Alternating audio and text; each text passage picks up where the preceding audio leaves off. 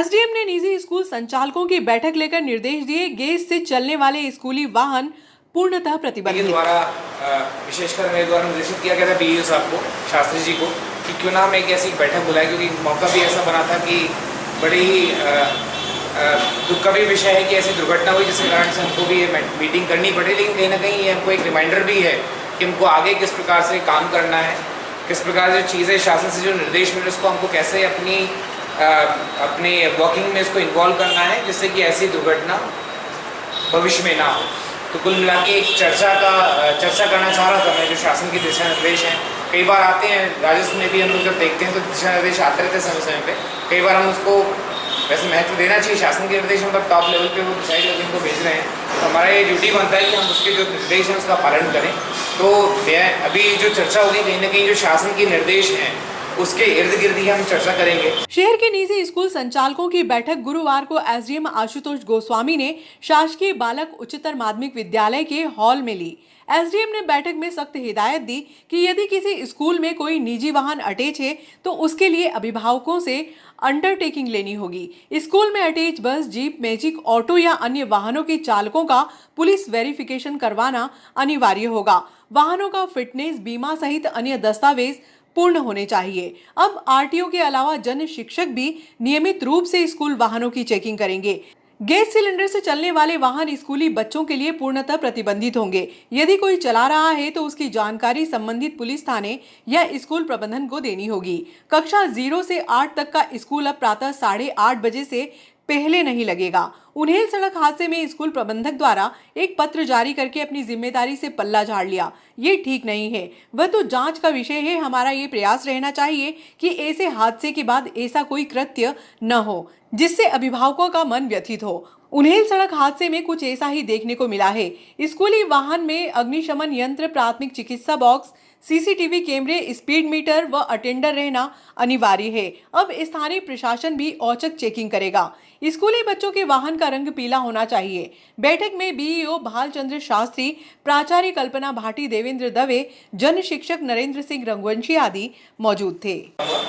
School में पढ़ने वाले बच्चों के आवागमन के साधनों में लापरवाहियों के कारण प्रदेश में घटित होने वाली सड़क दुर्घटनाओं की रोकथाम हेतु बाल अधिकार संरक्षण आयोग के निर्देशानुसार कार्रवाई बाबत, मतलब ये जो सर्कुलर है कहीं ना कहीं जो बाल संरक्षण जो अधिनियम है और जो आयोग है उसकी जो रिकमेंडेशंस मिली हुई है, उसकी जो सुझाव दिए गए हैं उसको इंकलकेट करते हुए शासन ने दिशा निर्देश जारी किए हुए हैं। तो हम सभी लोग शासन के अंग हैं, शासन की जो रूल्स एंड रेगुलेशंस हैं उसके तहत हम लोग गवर्न होते हैं, तो हमको उसके अंतर्गत ही कार्रवाई को संपादित करना है।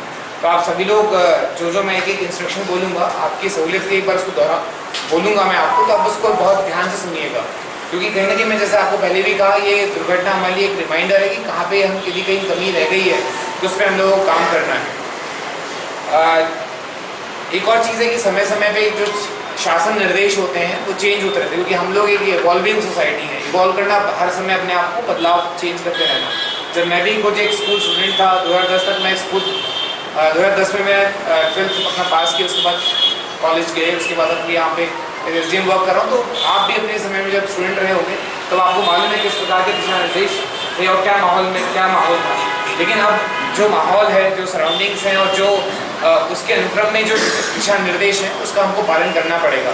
तो हम ये कंपेयर ना करें कि आज से 20 साल 30 साल पहले तो ऐसा था तो हम क्यों करें, क्योंकि लगातार हमारी इकोनॉमी और जितनी भी फील्ड्स हैं अलग अलग वो सब इवॉल्व हो रही है, तो कहीं ना कहीं शिक्षा पे भी उसका असर पड़ा है।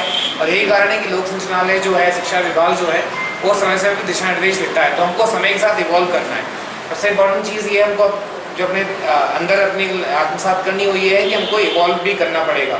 जो भी निर्देश हमको समय समय मिल रहे हैं उसको हम किस प्रकार से क्रियान्वयन कर पाएंगे उसका हमको ध्यान रखना है। उससे होना चाहिए भी कभी भी कोई एक्सीडेंट होता है, कुछ होता है तो आपने देखा होगा रिपोर्ट्स भी मीडिया के माध्यम से जो आती हैं, अन्य जो कार्रवाई होती है उसमें आधार ये बनता है कि उसमें 2 दरवाजे नहीं थे।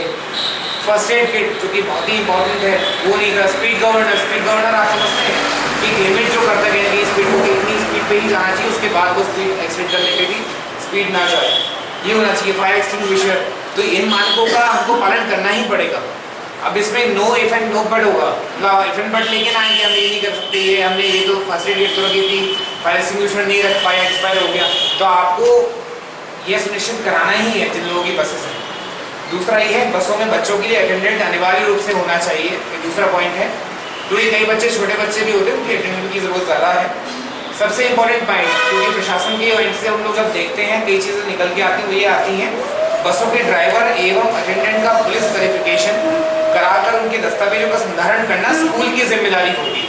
तो आपकी जो बसेज हैं, बसों में जो ड्राइवर और अटेंडर हैं, उनका पुलिस वेरिफिकेशन होना चाहिए। थाना प्रभारी को इसमें एक अलग से पत्र के माध्यम से निर्देशित कर दिया जाएगा और आपको फैसिलिटेट भी किया जाएगा। लेकिन सबसे पहले हमको ये करना है, हमारे जो ड्राइवर्स वगैरह हैं, अटेंडर हैं, उनका हमको पुलिस वेरिफिकेशन कराना है। ये इसलिए कह रहा था कि क्रिमिनल एलिमेंट टाइप का व्यक्ति ना हो, 18+ का व्यक्ति हो, ड्राइवर्स का विधिवत लाइसेंस भी आपको सुनिश्चित कराना है और ये स्कूल की जिम्मेदारी होगी।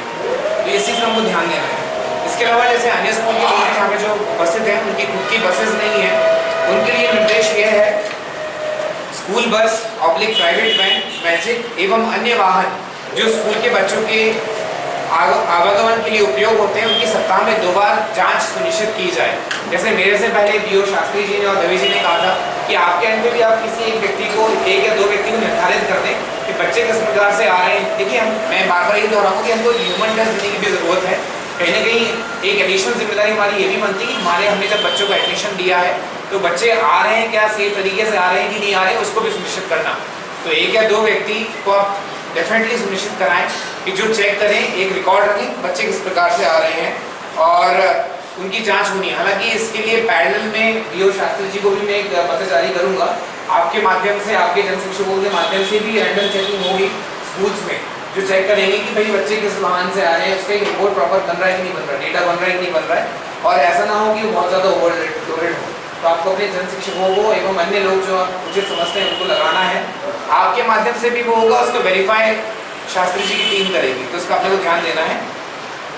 इसके अलावा एक और पॉइंट वो है, बच्चों को स्कूल आवागमन हेतु प्राइवेट वाहनों, वैन, मैजिक ऑटो एवं अन्य उनके ड्राइवर अटेंडेंस का भी पुलिस वेरिफिकेशन होना है। देखिए, जिन स्कूल्स के पास में खुद की व्हीकल नहीं है और उनमें भी यदि कोई व्हीकल से आ रहे हैं, जैसे फातिमा स्कूल का भी जो बच्चे थे, उनके जो बच्चे आ रहे प्राइवेट व्हीकल से आ रहे थे, तो उनका भी पुलिस वेरिफिकेशन होना जरूरी है। उसमें भी स्कूल की जिम्मेदारी फिक्स की गई है सर्कुलर के माध्यम से। मतलब यदि आपकी नॉलेज में है, आपकी नॉलेज में आना ही चाहिए, या आपने एडमिशन लिया तो ओवरऑल जिम्मेदारी के परव्यू में ये भी आएगा कि आपको ये पता होना चाहिए कि आपके बच्चे किस माध्यम से आ रहे हैं। आने वाले पॉइंट्स में फर्दर जो अभिभावकों की जिम्मेदारी है, गार्जियंस की जिम्मेदारी, वो उस पर भी मैं आऊँगा, लेकिन आपके एंड पे क्या जिम्मेदारी है मैं वो ये बता रहा हूँ। तो आपको उनके ड्राइवर अटेंडेंस का स्कूल का पुलिस वेरिफिकेशन हो जाए, ये भी सुनिश्चित कराना है, और उनका जो रिकॉर्ड होगा उसका संधारण करना भी स्कूल की जिम्मेदारी होगी। जो मैं कह रहा हूँ, यदि इसमें आपको कोई डाउट हो तो आप एक बार उसको खुद वेरीफाई भी कर लीजिएगा।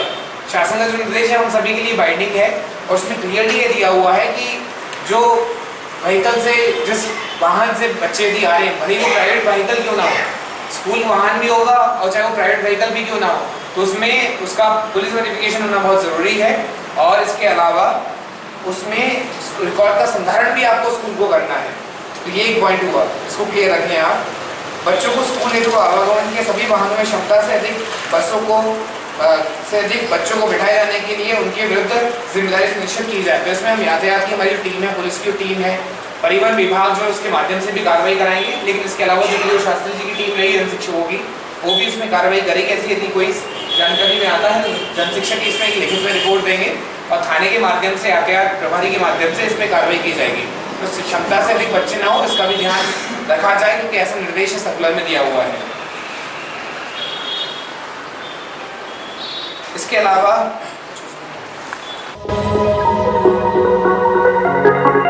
उन्हेल नागदा मार्ग पर स्कूली बच्चों की सुरक्षा के लिए स्पीडोमीटर लगाने, मार्ग चौड़ीकरण करने की मांग को लेकर चेतन यादव लगातार दूसरे दिन भी भूख हड़ताल पर बैठे रहे।